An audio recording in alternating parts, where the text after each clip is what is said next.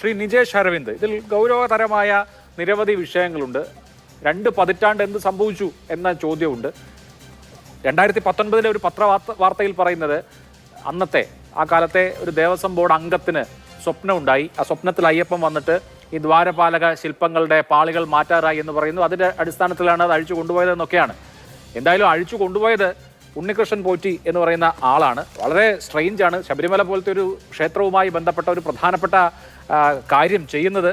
ഉത്തരവനുസരിച്ച് തന്നെ ഉണ്ണികൃഷ്ണൻ പോറ്റി ബാംഗ്ലൂർ എന്ന ഭക്തന്റെ പൂർണ്ണ ചെലവിലും ഉത്തരവാദിത്വത്തിലും എന്നുള്ളതാണ്. എങ്ങനെയാണ് വഴിയെ പോകുന്ന ഒരു ഭക്തന് ഇതുപോലെ ഒരു കാര്യത്തിന്റെ ഉത്തരവാദിത്വം എന്ന് ചോദിച്ചാൽ എനിക്കറിയില്ല. എന്തായാലും അങ്ങനെയാണ് ഉത്തരവ് ഇറങ്ങിയിട്ടുള്ളത്. അപ്പോൾ ആ ഉത്തരവിന്റെ അടിസ്ഥാനത്തിലാണ് ഈ അറ്റകുറ്റപ്പണി നടത്തിയത്. 10-30 ദിവസം ഇയാളത് സ്വന്തം കസ്റ്റഡിയിൽ സൂക്ഷിച്ചു. കൊണ്ടുപോയതല്ല തിരികെ വന്നത് എന്ന് വിശ്വസിക്കാനുള്ള നിരവധി കാരണങ്ങൾ ഇതിനോടകം തന്നെ ഉണ്ട്. ഇന്നിപ്പോ ഉണ്ണികൃഷ്ണൻ പോറ്റി പറയുന്നത് ഞാനെല്ലാം അന്വേഷണ സംഘത്തോട് പറഞ്ഞോളാം, ഞാനൊരു കാര്യവും തെറ്റായി ചെയ്തിട്ടില്ല എന്നൊക്കെയാണ്. ഇതിന്റെ ഉത്തരവാദിത്വം ആരിലൊക്കെ നിക്ഷിപ്തമാക്കും?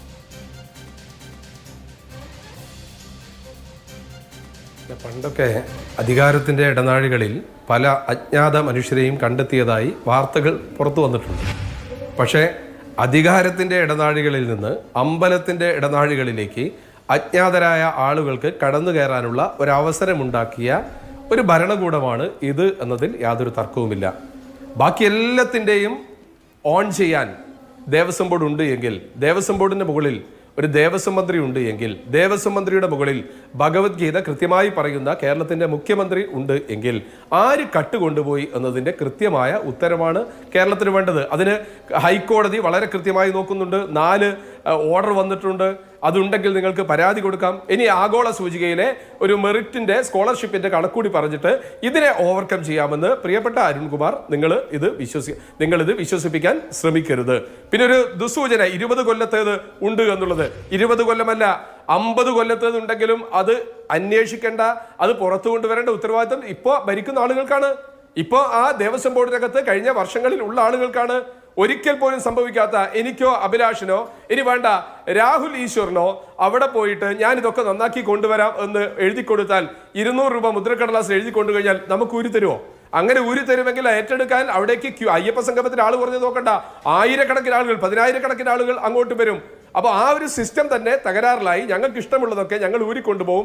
ഏതോ ഒരു സാഹചര്യത്തിൽ എങ്ങനെയോ പുറത്താക്കപ്പെട്ടു എന്നാണ് നമ്മളിപ്പോൾ വിശ്വസിക്കേണ്ടത്. ഇതിനപ്പുറത്തും സംഭവിച്ചിട്ടുണ്ടാകാം എന്ന ഒരു പേടിയാണ് ഇന്ന് കേരളത്തിലെ സാധാരണക്കാരായ ആളുകളെ സംബന്ധിച്ചിടത്തോളം ഉള്ളത്.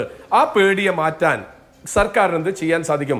സർക്കാർ നേരിട്ട് കട്ടു എന്ന് ഞാൻ പറയുന്നില്ലെങ്കിലും ഈ സിസ്റ്റം തകരാറിലാണ്. വീണ ജോർജിന്റെ വാക്ക് കടമെടുത്തു പറഞ്ഞാൽ ഈ സിസ്റ്റത്തിനെ ഈ ഗവൺമെന്റ് തകരാറിലാക്കി കഴിഞ്ഞു. വഴിയെ പോകുന്ന ആർക്കും കയറി എന്തും ചെയ്യാവുന്ന ഒരു അവസ്ഥയിലേക്ക് ലോകം മുഴുവൻ ആരാധിക്കപ്പെടുന്ന പ്രചരിപ്പിക്കപ്പെടുന്ന എന്ന് പറയുന്ന ഒരു ക്ഷേത്രത്തെ അതിന് വഴിമരുന്നാക്കിയതിൽ, അതിനെ ഉദാഹരണമാക്കിയതിൽ, ആ യശസ്സിനെ കെടുത്തുന്ന ഒരു സ്ഥലമാക്കി മാറ്റിയതിലുള്ള പ്രയാസവും വേദനയും കൂടി പങ്കുവെക്കുന്നു.